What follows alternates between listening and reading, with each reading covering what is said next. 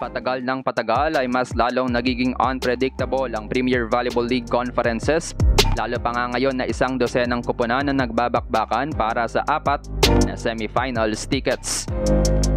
Final Fearless Forecast. Silipin ang possible second All-Filipino rankings. Final 8 team standing kilalanin. Matira matibay. Pero bago yun mga ka-V-Heads, huwag kalimutang mag-subscribe at i-click ang notification bell para updated ka sa aking latest videos. Lampas kalahati na nga ng second All-Filipino Conference at matapos ang 38 matches as of November 11, ala EDSA ang traffic ng standings.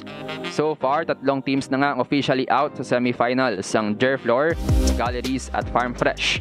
Habang isa naman ang malapit na ring mahulog, ang Nextled Chameleons. 8 teams naman ang dikit-dikit sa top 8 na nagbubugbugan para sa huling 4 na upuan sa semifinals.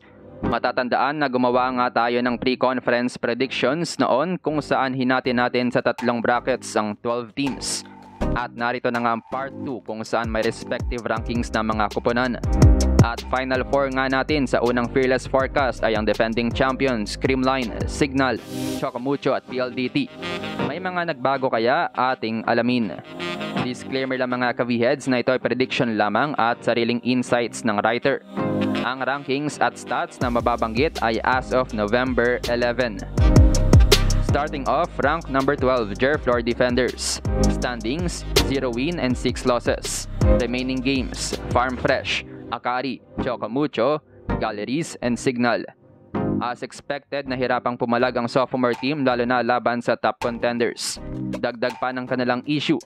Posible naman na makapalag sila laban sa kapwa baguhang teams. Rank number 11, Galleries Tower High Risers.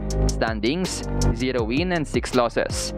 Remaining games, Nextled, Akari, Farm Fresh, Jerflor, and Creamline.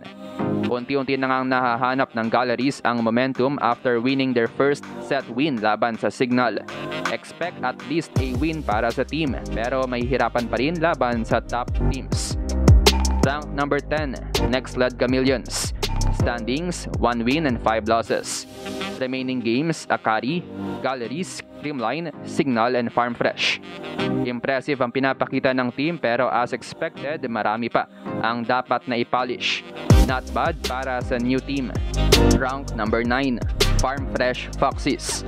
Standings, 0 win and 7 losses. Remaining games, Jerflor, Petrogas, Galleries, and Nextled. No doubt ang most impressive team kumpara sa mga baguhang teams. Despite their 12-game losing streak, the future is bright para sa Foxes. Rank number 8, Akari Chargers. Standings, 3 wins and 3 losses. Remaining games, Nextled, Jerflor, Galleries, Petrogas, and Creamline. Looking sharp ang Akari sa kanilang start ng conference, gayunpaman inconsistent pa rin ang team. Despite sa rank 8 prediction, ito pa rin ang kanilang best conference so far. Rank number 7, Petrogas Angels. Standings, 4 wins and 3 losses. Remaining games, Chocomucho, Farm Fresh, Akari, and PLDT. Matalas rin ang umpisa ng Petrogas with 4 straight wins, pero simula nang humarap sila sa mga tough teams, ay sunod-sunod ng kanilang struggle. May chance pa silang umangat sa 7th place, pero matindi ang pagdadaanan ng team. Rank number 6, F2 Logistics Cargo Movers. Standings, 4 wins and 2 losses. Remaining games, Creamline, Signal, Chocomucho, Cheritigo, and PLDT. Mula sa struggling start, gumanda ang record ng F2 facing lower ranked teams, pero problema ang next 5 games facing the 5 top teams na nasa taas nila. Posible silang lumusot ng Final 4 kung makakapanalo sila ng at least 3 games pa. Rank number 5, PLDT High Speed Hitters. Standings, 5 wins, 2 losses. Remaining games, Creamline, Chocomucho, F2, and Petrogas.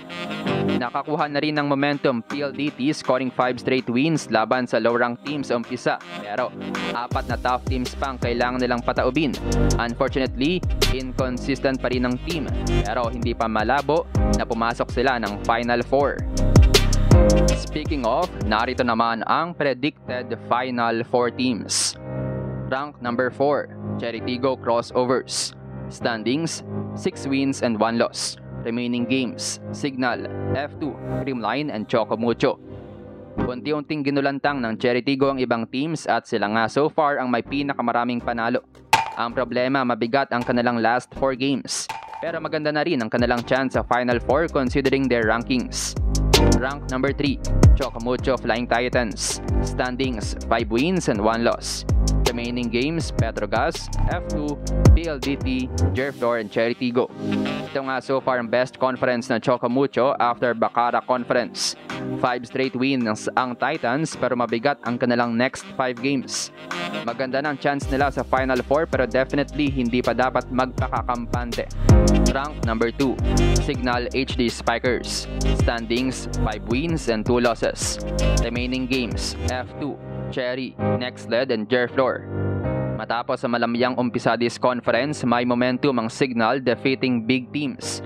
Mataas na rin ang kanilang tsansa sa Final 4 pero dapat pa rin bantayan ng team ang consistency ng kanilang performance. Rank number 1, Creamline Cool Smashers. Standings, 5 wins, no loss. Remaining games, F2, PLDT, Nextled, Cheritigo, Kari, and Galleries. Despite losing the services of Gia de Guzman and Sed Domingo, pinatunayan ng Creamline na sila pa rin ang best team, being the only undefeated team. Gayunpaman, hindi pa rin ligtas ang kupunan na makatikim ng unang panalo this conference. Halos sure naman sila sa semifinals. At yan nga so far ang final predictions sa preliminaries ng 2023 Second All-Filipino Conference. Kaya mga ka-V-Heads, kung meron din kayong forecast, ilapag nyo na yan sa comment section.